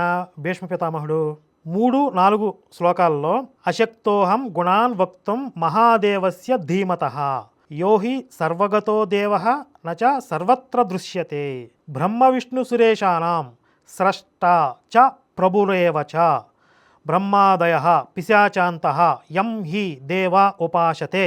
అర్థమేంటి? భీష్ముడు చెప్తున్నాడు, ధీమంతుడైన మహాదేవుని గుణాలను వివరించడానికి నేను అశక్తుడిని, నా శక్తి సరిపోదు. ఆ దేవుడు అన్ని చోట్ల ఉంటాడు, కానీ ఎక్కడా కనిపించడు. బ్రహ్మ విష్ణువు ఇంద్రులకు ఆయన సృష్టికర్త. ఇక్కడ బ్రహ్మకి విష్ణువుకి కూడా ఆయనే సృష్టికర్త అని చెప్తున్నాడు. బ్రహ్మ మొదలు పిశాచాల వరకు ఆ దేవుని ఉపాసిస్తారు. ఆయన ప్రకృతికి అతీతుడు, పురుషునికి కూడా అతీతుడు. ఇది భీష్మ పితామహుడు పరమశివుడు గురించి చెప్పాడు. అసలు ఈ సందర్భం ఏంటంటే, ధర్మరాజు భీష్మ పితామహుని అడుగుతూ ఉంటాడు కదా, రాజధర్మాలు కానీ, శ్రీమన్నారాయణుడి తత్వం ఏంటి, శివుడేంటి, అమ్మవారేంటి, ఇలాంటి సందేహాలు, రాజధర్మాలు ఇవన్నీ విని నేర్చుకుంటూ ఉంటాడు. ఆ సందర్భంలో దేవదేవుడైనటువంటి మహాదేవుడి గురించి తెలియజేయి అని చెప్పి భీష్ముడిని అడిగితే, నాయన చెప్పడానికి నేను సరిపోను శివుడి గురించి చెప్పడానికి, దానికి ఒక్క శ్రీమన్నారాయణుడు మాత్రమే, శ్రీకృష్ణ పరమాత్మ మాత్రమే సమర్థుడు అని భీష్ముడు చెప్పాడు. 11వ శ్లోకంలో రుద్రుని మీద గల భక్తితోనే మహాత్ముడైన కృష్ణుడు విశ్వమంతా వ్యాపించగలిగాడు. ఆ విష్ణువుకి వ్యాపకత్వం ఉండటానికి కారణం ఏంటి? రుద్రుడి మీద ఉన్నటువంటి భక్తి. ఇది ఎవరు చెప్తున్నారు? మహాభారతంలో భీష్ముడు చెప్తున్నాడు. ఇప్పుడు నువ్వు చెప్పావు కదా భగవద్గీతలో, ఆ భగవద్గీత ఉన్నటువంటి మహాభారతంలో ఉన్న ఆ శ్లోకాలే నేను చదివి వినిపిస్తున్నా. అర్థమైందా? తర్వాత ఇంకా చూడండి 14వ అధ్యాయంలోనే 264వ శ్లోకానికి వెళ్దాం. ఇక్కడ ఉపమన్యువు శ్రీకృష్ణుడితో మాట్లాడుతున్నాడు. నా వధ్యో యస్య లోకేస్మిన్ బ్రహ్మ విష్ణు సురేష్వపి తదహం దృష్టవాంస్తత్ర ఆశ్చర్యమిదముత్తమం గుహ్యమస్త్రవరం నాణ్యత్ తత్తుల్యమధికం హివా. ఈ లోకంలో బ్రహ్మ విష్ణు దేవతలలో కూడా ఆ అస్త్రంతో చంపరాని వాడు ఎవడూ లేడు. ఏ అస్త్రంతో? శివుడు ప్రత్యక్షమయ్యాడు ఉపమన్యువుకి. ఉపమన్యువు ఆ శివుడు దర్శనాన్ని వర్ణిస్తూ ఆయన చేతిలో పాశుపతాస్త్రం ఉంది. ఆ పాశుపతాస్త్రంతో ఈ లోకంలో చంపలేనివాడు ఎవరూ లేరు బ్రహ్మ విష్ణువులతో సహా. ఈ క్రమంలోనే చెప్తాడు అక్కడ ఉపమన్యువు. పరశురాముడికి ఇచ్చిన పరశువు గురించి కూడా చెప్తాడు. ఇప్పుడు సాల్వుడికి ఇచ్చిన అవమానం పోయిందన్నావు కదా, మరి పరశురాముడికి ఇచ్చిన పరశువు పోలేదుగా. 21 మార్లు యావత్ భూమండలాన్ని జయించాడు కదా ఆయన. అంటే అది పొందిన వారు దాన్ని ఏ విధంగా వినియోగిస్తున్నారు, ధర్మానికా అధర్మానికా అనే దాన్ని బట్టి ఇక్కడ ఆధారపడి ఉండేది. నువ్వు మొత్తం శివుడిని తక్కువ చేసేసి ఆయన తత్వాన్ని అవమానించేలాగా మాట్లాడితేలాగా. ఇంకా ముందుకెళ్దాం. ఈ 14వ అధ్యాయంలోనే 347-48 శ్లోకాల్లో ఈశ్వరుడు అయిన నీవు శరీరంలోని దక్షిణ భాగం నుండి లోకస్రష్ట అయిన బ్రహ్మను సృష్టించావు, వామభాగం నుండి లోకరక్షణకై విష్ణువుని సృష్టించావు. నెక్స్ట్, యుగాంతకాలం సంభవించినప్పుడు ఈశుడువైన నీవే సమర్థుడవై రుద్రుని సృష్టించావు. ఆ రుద్రుడే స్థావర జంగమ రూపమైన సమస్త జగత్తుని సంహరించాడు. అంటే ఇక్కడ బ్రహ్మ విష్ణు మహేశ్వరులకి మూలమైనటువంటి పరతత్వం ఇంకొకటి ఉంది అని ఉపమన్యువు చెప్తున్నాడు ఇక్కడ. ఇంతకుముందు చెప్పా కదా, భగవద్గీతలో శ్రీకృష్ణుడు ఆ పరతత్వ స్థాయిలో ఉండి మాట్లాడుతున్నాడని చెప్పి. ఆ స్థాయిలో ఉన్నప్పుడు శ్రీకృష్ణుడు చెప్పిన దాన్ని పట్టుకొచ్చి నువ్వు శివుడిని తీసేసి అందులో శివుడు లేడంటే ఎట్ట కుదిరిద్ది? మరి ఇక్కడ శివుడు మాట్లాడుతున్నప్పుడు అందులో విష్ణువు లేడు, ఇక్కడ విష్ణువుని తక్కువ చేద్దాం. ఇప్పుడు ఇంకా ఈ అధ్యాయం కొంచెం ముందుకెళ్దాం. ఇవన్నీ భీష్ముడు చెప్పాడు, ఉపమన్యువు చెప్పాడు, శ్రీకృష్ణుడు ఒప్పుకున్నాడా దీన్ని అని అంటది కదా పత్తిత్తు. దానికి కూడా సమాధానం చెప్దాం. ఉపమన్యువు నుండి ఉపదేశం పొందిన తర్వాత, దీక్ష తీసుకున్న తర్వాత శ్రీకృష్ణుడు శివుడి కోసం తపస్సు చేస్తాడు. శ్రీకృష్ణుడి తపస్సుకి ప్రసన్నుడై శివుడు ప్రత్యక్షం అవుతాడు. ఆ సందర్భంలో శ్రీకృష్ణుడు చెప్తున్నాడు చూడండి, 14వ అధ్యాయంలోనే 403-404 శ్లోకాలు. పురస్తాద్ దిష్టితః శర్వః మమాషిత్ త్రిదళేశ్వరః పురస్తాద్ దిష్టితం దృష్ట్వా మమేషానాం చ భారత సప్రజాపతి శక్రాంతం జగన్మామభ్యుదైక్షత ఈక్షితుం చ మహాదేవం న మే శక్తిరభూత్ తదా. దేవదేవుడైన శర్వుడు అంటే శివుడు నా ఎదుట నిలిచాడు. శ్రీకృష్ణుడు చెప్తాడు స్వయంగా, భారత అంటే ఓ ధర్మరాజా, నా ఎదుట నిలిచి ఉన్న ఈశానుని చూసి ప్రజాపతి నుండి ఇంద్రుని వరకు సకల జగత్తు నా వైపు చూసింది. ప్రజాపతి అంటే బ్రహ్మ దగ్గర నుండి సకల దేవతలు, ఇంద్రుడు అందరూ కూడా ఆ దృశ్యాన్ని చూస్తూ ఉన్నారు. అంటే శ్రీకృష్ణుడికి ప్రత్యక్షమైనటువంటి శివుడు. అప్పుడు మహాదేవుని చూడటానికి కూడా నాకు శక్తి చాలలేదు, ఆ మహాదేవుని చూసే శక్తి కూడా నాకు సరిపోలేదు అని చెప్పి శ్రీకృష్ణుడు చెప్తున్నాడు. నువ్వు శివుడి గురించి నోటికొచ్చింది కూసేస్తే విని ఊరుకుంటావా? తర్వాత మళ్ళీ అద్వైతం జోలికి వెళ్ళింది. శాస్త్రంతో ఇంతవరకు ఎవ్వరు కొట్టలేకపోయారు విష్ణువులని. కృష్ణరాయలు వారి సంస్థానానికి వచ్చి వల్లభాచార్య స్వామి వారు అద్వైతులను ఓడించి పడేశారు. చదువుకో చరిత్ర. అంతా ఒకటే అన్ని ఒకటి అయినప్పుడు సాయిబాబా కూడా కలుస్తాడు అంతాలో. ఎందుకు నా పోరాటం చేస్తున్నారు? డబ్బుల కోసం కాకపోతే. అంటే ఇక్కడ నువ్వు శివుడిని కలిపితే సాయిబాబాని కూడా కలుపు, లేకపోతే కలుపుకో. అది పత్తిత్తు చెప్తుంది. శివుడు సాయిబాబా ఒకటే. మళ్ళీ అద్వైతుల్ని ఓడించి పారేశారు వైష్ణవులు. ఎందుకు అనవసరంగా పొలాలు పెట్టడానికి గెలకటం? ChatGPTలో ఇన్ఫర్మేషన్ చదువుతున్నాం వినండి. విజయనగర రాజ్యసభ చర్చలు. విజయనగర సామ్రాజ్య కాలంలో వివిధ దర్శనాల మధ్య రాజ్యసభ శాస్త్రార్థాలు జరిగేవి. అప్పయ్య దీక్షితులు రాజపోషణ పొందిన పండితుడు. కొన్ని గ్రంథాల్లో ఆయన వైష్ణవ పండితులను తర్కంలో ఓడించాడని ప్రస్తావన ఉంది. ఇంకా వేరే సమాచారం చూస్తే విజయనగర కాలంలో తాతాచార్యులు అనే ఆయన వైష్ణవ పండితుడు అద్వైత పండితులతో వాదించారని ప్రస్తావనలు ఉన్నాయి. కొన్ని అద్వైత సాంప్రదాయాలు విశిష్టాద్వైత పక్షం ఓడిపోయిందని చెబుతాయి. అదే సమయంలో శ్రీ వైష్ణవ సాంప్రదాయాలు తమ పక్షమే గెలిచిందని చెబుతాయి. ఇక్కడ స్పష్టమైనటువంటి చరిత్ర లేదు. మేమే గెలిచామని అద్వైతులు చెప్తారు, మేమే గెలిచామని శ్రీ వైష్ణవులు చెప్పుకుంటున్నారు. సరే, ఎవరికి వాళ్ళు చెప్పుకుంటే తప్పేం లేదు, మనోళ్ళే గెలిచారని చెప్పి. ఇప్పుడు నువ్వు పబ్లిక్లోకి వచ్చి అద్వైతుల్ని మా వైష్ణవులు ఓడించారు అంటే అటుపక్క ఎవరిని ఓడించేది దా మాట్లాడదాం, లేకపోతే అద్వైతుల్ని వైష్ణవులు ఓడించడం ఏంటి, వైష్ణవుల్ని అద్వైతులు ఓడించారని చెప్పి. ఇప్పుడు ఈ రెచ్చగొట్టేది ఎందుకు అంటున్నా, కింద అరగదా నీకు? ఒక పక్కేమో ఈ అద్వైతం మీద, జగద్గురువుల మీద, శివుడి మీద ఇంత కడుపు మంట పెట్టుకుని సాయిబు మీద మాత్రం అంత కారిపోతుంది ఏంటి? అద్వైతము, జగద్గురువులు, శివుడు అందరూ అయిపోయారు కదా. శంకర భగవత్పాదుల దగ్గరికి వెళ్ళింది మళ్ళీ. చూడండి, సర్వధర్మాన్ పరిత్యజ్య మాం ఏకం శరణం వ్రజ అహం త్వా సర్వపాపేభ్యః మోక్షయిష్యామి. సర్వధర్మములను పరిత్యజించి నన్ను మాత్రమే, మాం ఏకం నన్ను మాత్రమే ఆశ్రయించు, శరణాగతి చేయి. నేను నిన్ను అన్ని పాపముల నుండి, బంధముల నుండి విముక్తులను చేసి నీకు నేను మోక్షాన్ని ప్రసాదిస్తాను అని పరమాత్మ చివరిలో ప్రతిజ్ఞ చేయడం జరుగుతుంది. ఈ శ్లోకానికి సరిగ్గా ఈయన ఆయన ఒకటే, ఈయన ఆవిడ ఒకటే అనే బ్యాచ్ ఉన్నారే, వాళ్ళు సరిగ్గా దీనికి నిర్వచనం చెప్తే 1,00,000 రూపాయలు ఇస్తారని అప్పట్లో ఒక స్వామి ప్రకటిస్తే ఇవాళ వరకు ఎవరు రాలేదు. సరే భగవత్పాదుల వారి గీతా భాష్యం తీసుకొని కూడా ఢీకొట్టలేరు ఈ శ్లోకాన్ని.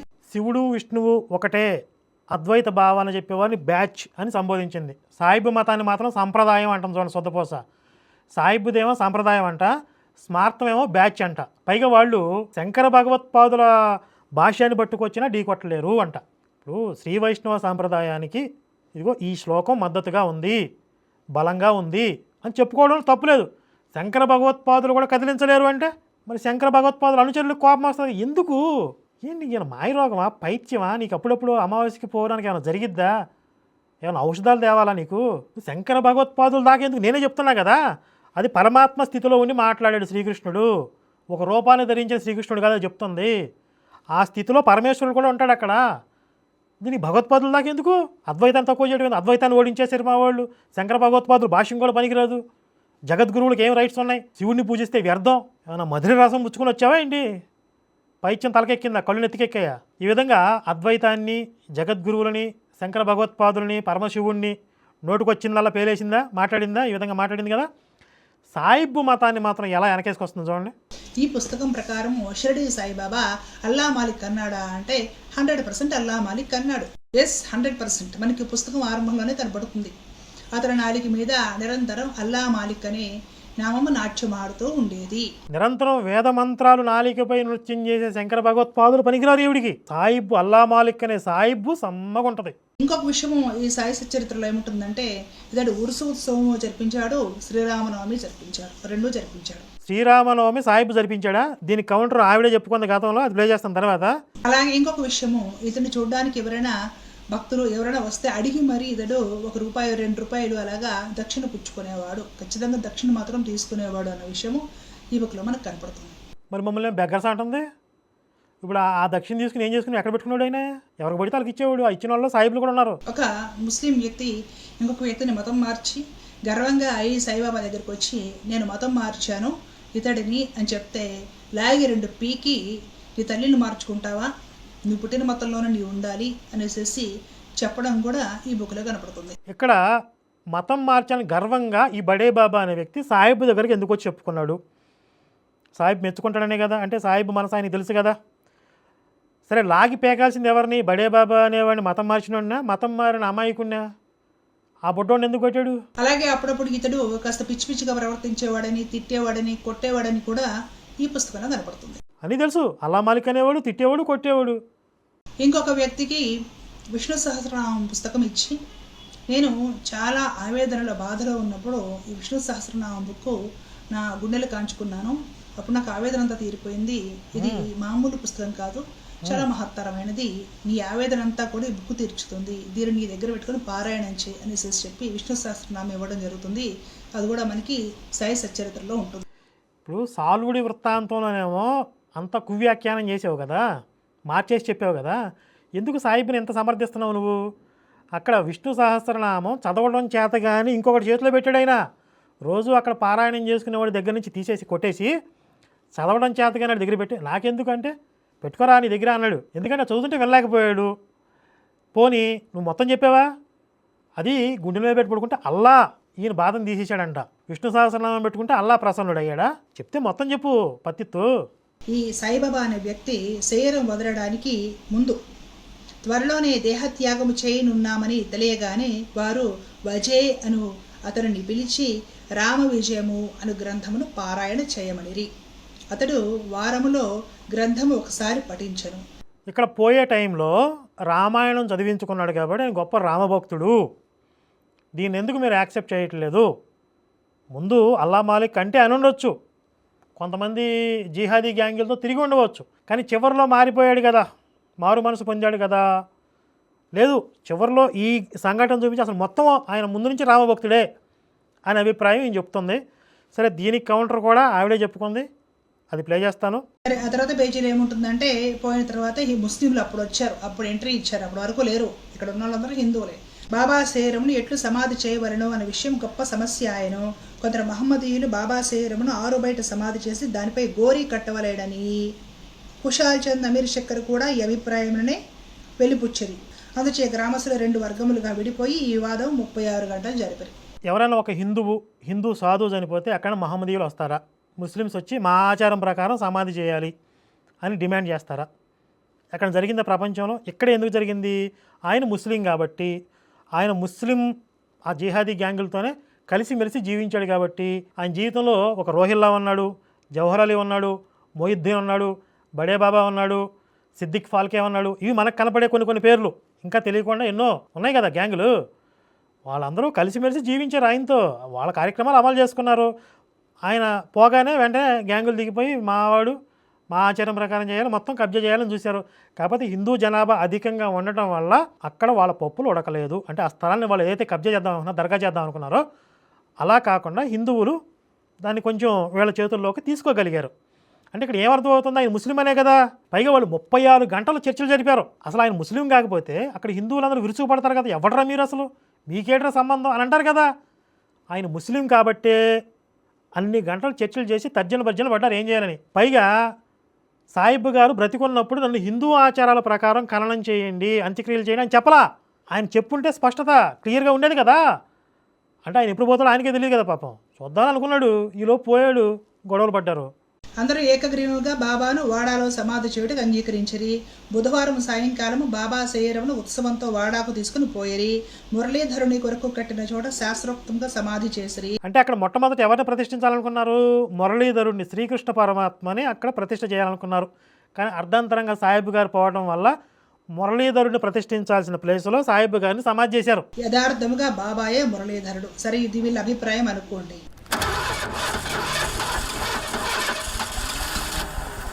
అక్కడ ఏం రాశారు సచ్చరిత్రలో? మురళీధరుడిని ప్రతిష్ఠించాల్సిన ప్లేస్లో సాహిబ్ గారిని సమాధి చేశారు. ఎందుకంటే బాబాయే మురళీధరుడు, ఆయనే శ్రీకృష్ణ పరమాత్మ అని వాళ్ళు రాసేసుకున్నారు. అది ఈవిడికి నొప్పి కలగలా. శివుడు విష్ణువు ఒకటే అంటేనే ఈవిడికి మంటెత్తిపోద్ది, ఎక్కడో రగులుకునిద్ది, అసలు ఉడికిపోద్ది.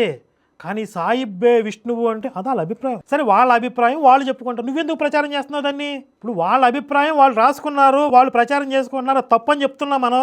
నువ్వు తప్పని చెప్పాల్సింది పోయి నువ్వు ఆ సాయిబ్బుని వెంట పెట్టుకుని, ఆ సాయిబ్బుని నెత్తి మీద పెట్టుకుని వాళ్ళ భావజాలాన్ని నువ్వెందుకు ప్రచారం చేస్తున్నావు? నువ్వెప్పుడు సాయిబ్బుల్లో కలిసావు? అమ్మేశావా కృష్ణుడిని సాయిబుకి? ఎంత కమ్మావు? వైష్ణవ సాంప్రదాయాన్ని సాయిబ్బులకి ఎంత కమ్మావు? ఇది వైష్ణవులు ప్రశ్నించండి. వైదిక సంప్రదాయంలో ఉన్న శివపరమాత్మ, పరమశివుడు విష్ణువుతో సమానం కాడు అని మీరు చెప్పండి. ఇది వైష్ణవ సాంప్రదాయం అని మేము ఒప్పుకుంటాం, తప్పులేదు. శివుడు పనికిరాడు, సాయిబ్ అయితే మాకు ఓకే అని మీరు చెప్తారా? వైష్ణవం పేరు చెప్పుకుని ఇది చెప్తుంది. నేను వైష్ణవురాల్ని, పరమ వైష్ణవురాల్ని, నేను వైష్ణవ సంప్రదాయానికి చెందిన దాన్ని అని ఆ ముసుగేసుకుని వచ్చి సాయిబ్బుని తీసుకొచ్చి మురళీధరుడితో సమానం అని చెప్తే నాకు నొప్పి లేదు అని చెప్తాం. చూడండి ఇక్కడ ఇదే వీడియోలో శివుడిని తక్కువ చేసి మాట్లాడింది, జగద్గురువుని తక్కువ చేసి మాట్లాడింది, శంకరపీఠాలను అవమానిస్తుంది, అద్వైతాన్ని, శంకర భగవత్పాదుల్ని అవమానిస్తుంది. ఏంటి ఇంత బలుపేంటి దీనికి? ఏంటి ఇంత కంటకావరం ఏంటి? ఇది దీనికి ఉన్న బలుపా? వెనకాల ఎవరైనా ఉన్నారా? ఇప్పుడు ఒకప్పుడు ఇది ఏం చెప్పింది? సంతోష్ కుమార్ ఘనాపాటి గారు ఒక వీడియో పెడితే దత్తపీఠం వెనకాల ఉంది అని 84 సంవత్సరాల వయసు ఉన్నటువంటి పూజ్యశ్రీ గణపతి సచ్చిదానంద స్వామి వారి గురించి మాట్లాడింది కదా. ఇప్పుడు నువ్వు మాట్లాడే వంకర మాటలకి, నువ్వు చేసే బలుపు పనులకి మరి వెనకాల ఆశ్రమం ఉందనే భావన వస్తుంది కదా. బుద్ధి లేదా? కామన్ సెన్స్ లేదా? అందుకే ఆ రోజు చెప్పాను, నువ్వు వైష్ణవానికి పట్టిన శని, స్వామివారికి పట్టిన శని. నువ్వు ఈ శనిని కడుక్కుంటారా లేదా పెద్దలు నిర్ణయించుకోవాలి. వాడా దేవాలయం అయ్యను, అది ఒక పూజా మందిరం అయ్యను. బాబా మురళీధరుడా, బాబా రాముడా, ఆ విషయాలు అలా ఉంచేయండి. అలా ఉంచాలా? అలా ఉంచేస్తావా? సాయిబు మురళీధరుడు రాముడిని నీకు నొప్పి లేదా? సాయిబుకు రాముడి వేషం వేస్తే నీకు చీమ కుట్టినట్టు లేదా? మీరు తొరకోడు అని గొడవ చేసిన ఈ సాయిబాబా శయనం వదలడానికి ముందు తాను శ్రద్ధగా పిలిపించి చదివించుకొని శ్రవణం చేసింది రామాయణం. అర్థమవుతోందా? మనం ఒక భక్తుడిగా అయినా గౌరవించాలని అక్కర్లేదా? తప్పేంటి? ఇప్పుడు సాయిబ్బు రామభక్తుడు అని నువ్వు పెడితే ఎవరైనా వద్దన్నారా? నువ్వు ఎప్పుడు పెట్టావు? ఎవరు వద్దన్నారు? నాకు డీటెయిల్స్. మేము 18 డిమాండ్స్ పెట్టాం కదా, సంస్కరణలు చేసుకోండి సాయిబు మతంలో అని చెప్పి. అందులో మేము రాసిన పాయింట్స్ ఏంటి?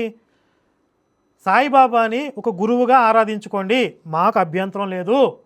నువ్వు భక్తుడు అన్నావు, మేము గురువు అని కూడా చెప్పేశాం. మీరు గురువు అని కూడా మాకేం నష్టం లేదు. సాయిబాబాని సాయిబాబాగా ఆరాధించుకోండి, కానీ వేద ప్రతిపాదితమైన దేవతా స్వరూపాలని ఆపాదించొద్దు, గాయత్రి మంత్రాన్ని అపవిత్రం చేయొద్దు, ఆలయ ప్రతిష్ట, ఆగమ శాస్త్రాలు వీటిని కలుషితం చేయొద్దు.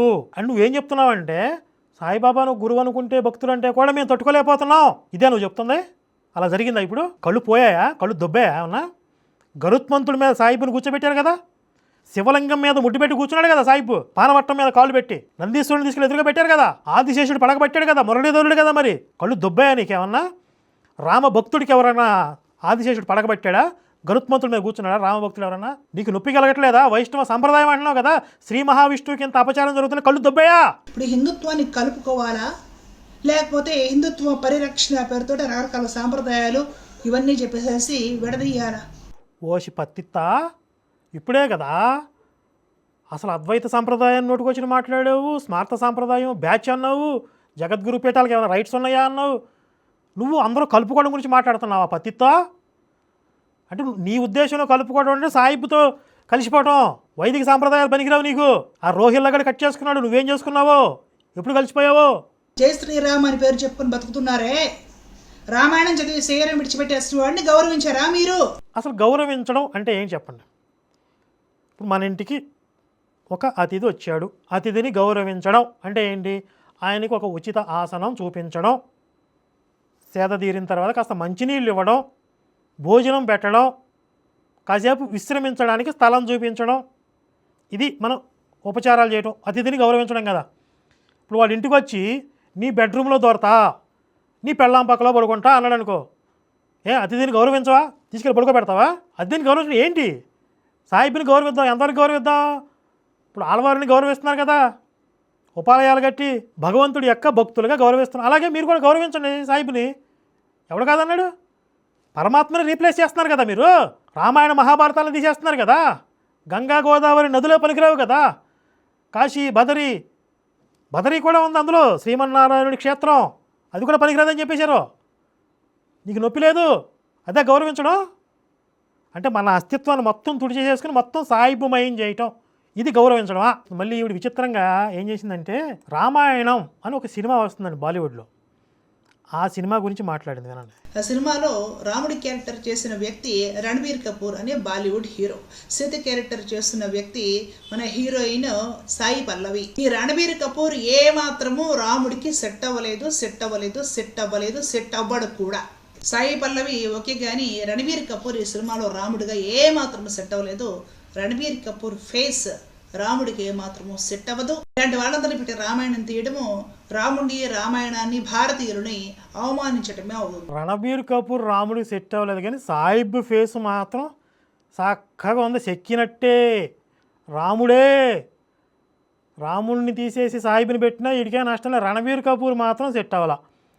సాయి పల్లవి మాత్రం ఓకే అంట, ఇంకా నయ్యం సీత ప్లేస్లో నన్ను పెట్టాలనలా. ఇప్పుడు అది సినిమా, ఆ సినిమాలో రాముడి క్యారెక్టర్కి అతను సరిపోతాడని చెప్పి ప్రొడ్యూసరు డైరెక్టర్ నిర్ణయించుకున్నారు. ఒకవేళ ఆ రాముడికి అతను సూట్ కాకపోతే ఆ సినిమా ఫ్లాప్ అయ్యిద్ది. మనం ఎప్పుడు స్పందించాలి? రామాయణానికి వక్ర భాష అని చెప్పి అపవ్యాఖ్యానంతో సినిమా ఏదన్నా వాళ్ళు తయారు చేస్తే అప్పుడు మనం స్పందించాలి హిందువులుగా. కానీ క్యారెక్టర్కి ఎవరిని సెలెక్ట్ చేసుకోవాలో కూడా నీదే. ఏంటి అసలు భారతదేశంలో నీ పదవి ఏంటి, నీ స్థానం ఏంటి, నువ్వు ఎవరు అనుకుంటున్నావు? నువ్వు ఎవరిని సినిమా ఇండస్ట్రీని వదిలిపెట్టవు, జగద్గురువుని వదిలిపెట్టవు, ఎవరేం చేయాలో మొత్తం నువ్వే స్క్రిప్ట్ ఇస్తావా? రామాయణ భారతాలు మనం పూజిస్తాం కాబట్టి వాటికి అపచారం జరగకూడదని చెప్తున్నావు. అపచారం ఎక్కడ జరిగింది? సాయి సచ్చరిత్రలో కదా, సాయిబు మతంలాగా జరుగుతుంది. అక్కడేమో పర్వాలేదు, నీకు నొప్పి లేదు. పాపం వాళ్ళు ఎవరో సినిమా తీసుకుంటున్నారు 4,000 కోట్లు పెట్టి. ఒకవేళ వాళ్ళు ఉన్నట్లుగా సినిమా తీస్తే, రామాయణం తీస్తే ఈ కాలం జనరేషన్కి కూడా రామాయణం చేరువయ్యిద్ది. ఇంకొకసారి రామాయణాన్ని అందరూ దర్శిస్తారు, కళ్ళ ముందు కనపడిద్ది కదా. సాయిబ్కి మరి మురళీధరుడికి గెటప్ వేశారు, చీర కట్టారు, అన్నీ సరిపోతున్నాయి. ఆయన మొత్తం ఆయన ఆల్రౌండర్, ఆయన అమ్మవారి క్యారెక్టర్ కూడా చేస్తున్నారు ఆయనకి. ఇప్పుడు ఇంతకుముందు సాయి సత్చరిత్ర చదివింది కదా వక్రీకరణ చేసి, అసలు ఒరిజినల్ సత్చరిత్ర గతంలో చదివింది మరణ రహస్యం అని, అది ప్లే చేస్తానండి. షిరిడి సాయిబాబా గారి మరణం గురించి ఈ వీడియోలో మాట్లాడుకుందామండి. షిరిడి సంస్థానం వాళ్ళు ప్రచురించిన ఈ సాయిబాబా పుస్తకంలో 295వ పేజీ 39వ అధ్యాయంలో ఈ సాయిబాబా గారి మరణం గురించి రాసిందండి. ఇంతకుముందు ఏం చెప్పింది? నేను కూడా వీడియోలు చేశాను, వాట్సాప్లో వచ్చిన ఫార్వర్డ్ మెసేజ్లు చదివేసి వేరావేశంతో చేసేసానని చెప్పిందా? ఇక్కడేం చెప్తుంది? సాయి సచ్చరిత్రలోనండి పలానా పేజీ నెంబర్ అండి అంటే సచ్చరిత్రలో ఉన్న కంటెంటే చదివింది అప్పుడు. ఇప్పుడు వక్రీకరించి చెప్తుందా? ఇది వాట్సాప్ కంటెంటు, ఇది సాయిబు మతం వాళ్ళు ఇచ్చిన స్క్రిప్టు. ఇప్పుడు ప్రజెంట్ చెప్పేది గతంలో చెప్పింది సచ్చరిత్రే. ఆయన కట్టుకునే బిల్డింగ్లో హిందువుల దేవుడిని ఆయన ఉంచుకోవాలి అనుకున్న దానికి బాబాని అనుమతి అడిగినప్పుడు అలాగే ఉంచుకోమని చెప్తాడు, కానీ వద్దని చెబితే బాబాని ఎవరు విశ్వసించరు కదా. కాబట్టి ఆయన అలాగే పెట్టుకో, నువ్వు ఆ పెద్ద బిల్డింగ్ పూర్తవగానే ఈ పాత మసీదు వదిలేసి నేను కూడా వచ్చి హ్యాపీగా అందులో ఉంటాను, మనం అందరం కలిసి అందులో ఉందాము అని సాయిబాబా సమాధానం చెప్పాడు ఇక్కడ. దీన్ని బట్టి మనకేం స్పష్టమవుతుంది? సాయిబాబా దేవాలయం ఏం కట్టించలేదు, కృష్ణుడి విగ్రహం ఉంచాలనే తలంపు సాయిబాబాది కాదు.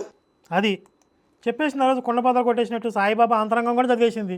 ఇప్పుడు కనుక నేను కృష్ణుడి విగ్రహం పెడతాను అనే దాన్ని ఒప్పుకోకపోతే హిందువులు నన్ను తరిమేస్తారేమో అనే భయంతో సాయిబాబా ఆ రోజు అభ్యంతరం చెప్పలేదు అని చెప్పింది కదా. ఇది వాట్సాప్లో వచ్చిన కంటెంట్ కాదు, సచ్చరిత్రలో ఉన్న విషయమే చదివి వినిపిస్తుంది.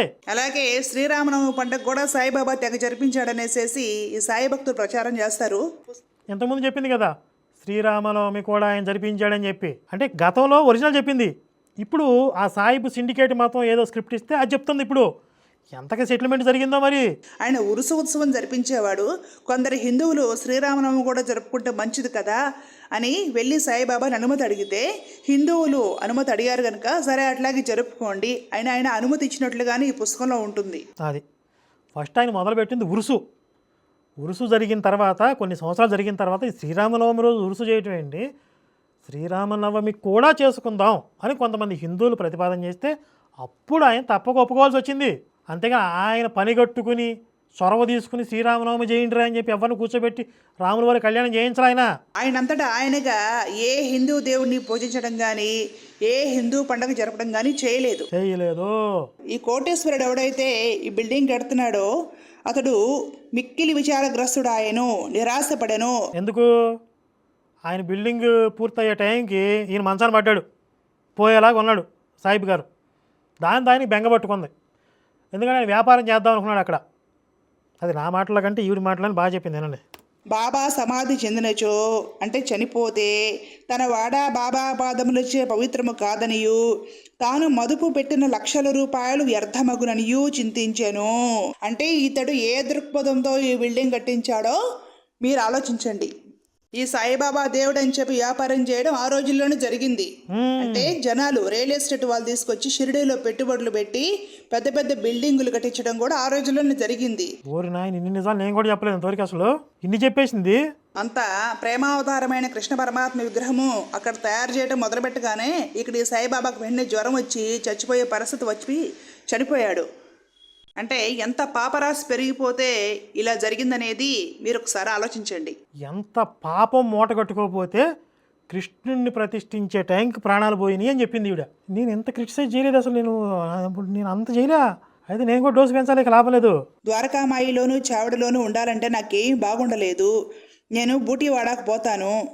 ఏది ఆయనకి సుస్థి చేసిందిగా చివరిలో పోయే రోజుల్లో ఆ మంచంలో పడి ఇబ్బంది పడుతున్నాడంట. ఇక్కడ 2 వెర్షన్లోనే చూడండి, సాయి లీలామృతం, సాయి సచ్చరిత్ర ప్రకారం ఈవిడ చెప్తుంది.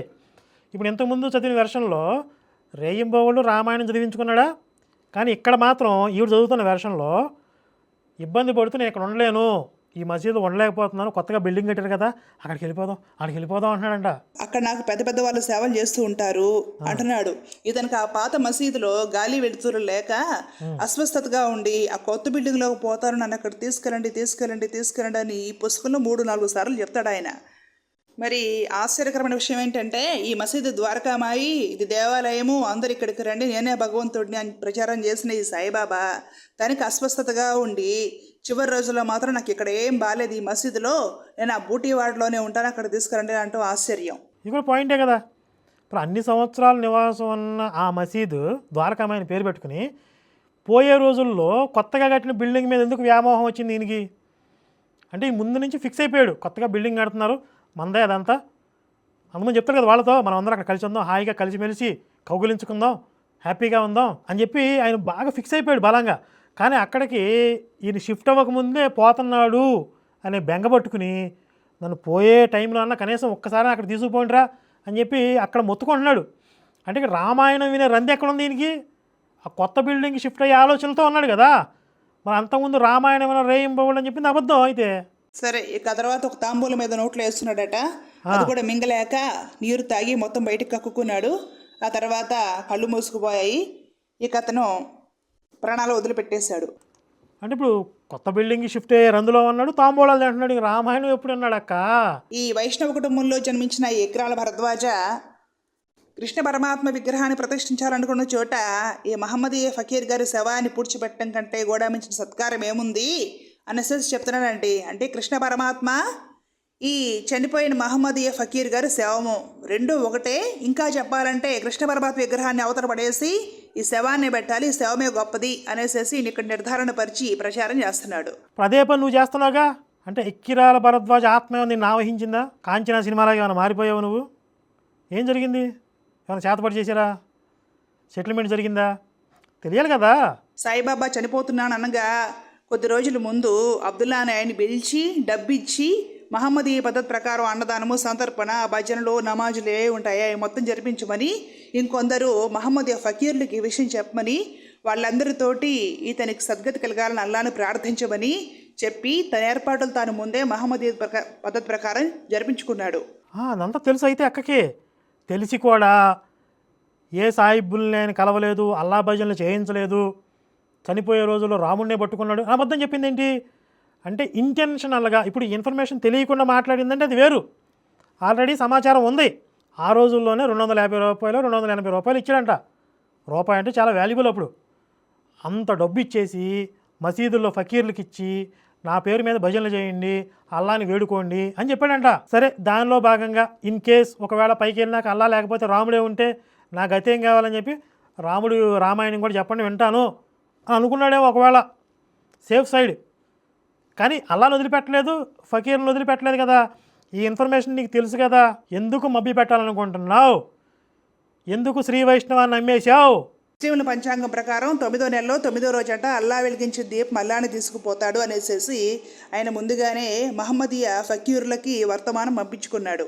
అంటే ఖురాన్ తిథుల ప్రకారం వాళ్ళ లెక్కల ప్రకారమే నేను పోతానని చెప్పుకున్నాడంట ఆయన.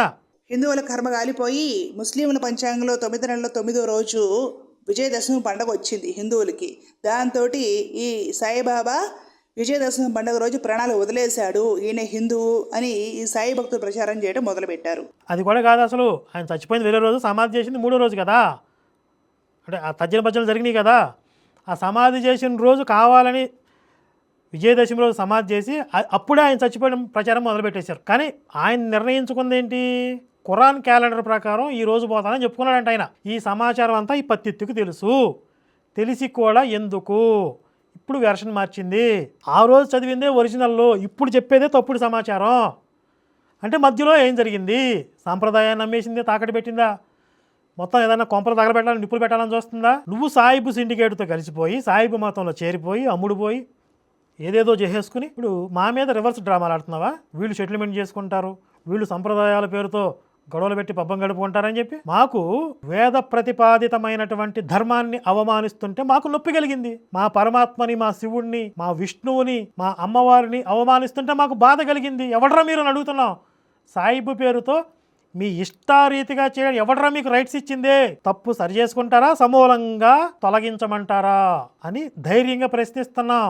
నువ్వు వీలైతే చేతనైతే ఈ పని చేయాల్సింది పోయి, లేదా సైలెంట్గా ఉండాల్సింది పోయి, తిరిగి ఆ తురక మతంతో చేరి సాంప్రదాయాన్ని మంటగలిపి దైవ ద్రోహానికి పాల్పడి, ధర్మ ద్రోహానికి పాల్పడి, చివరికి ఇడిసేసింది ఈదికి పెద్ద, బరిదెగించింది బజారుకి పెద్ద. జగద్గురువులు ఏం చేయాలో నేనే చెప్తాను, సినిమాలో ఎవరిని పెట్టాలో నేనే చెప్తాను, సుప్రీంకోర్టు జడ్జి ఏ తీర్పు ఇవ్వాలో కూడా నువ్వే చెప్పేసాయి. సరే, నువ్వు మొదలుపెట్టావు కదా, ఇది ఎక్కడి వరకు వెళ్తుందో, ఏం జరిగిద్దో, ఏ విధంగానైనా సరే లెక్కలు తీర్చుకొని మేము సిద్ధంగా ఉన్నాం. జై శ్రీరామ్, భారత్ మాతా కీ జై.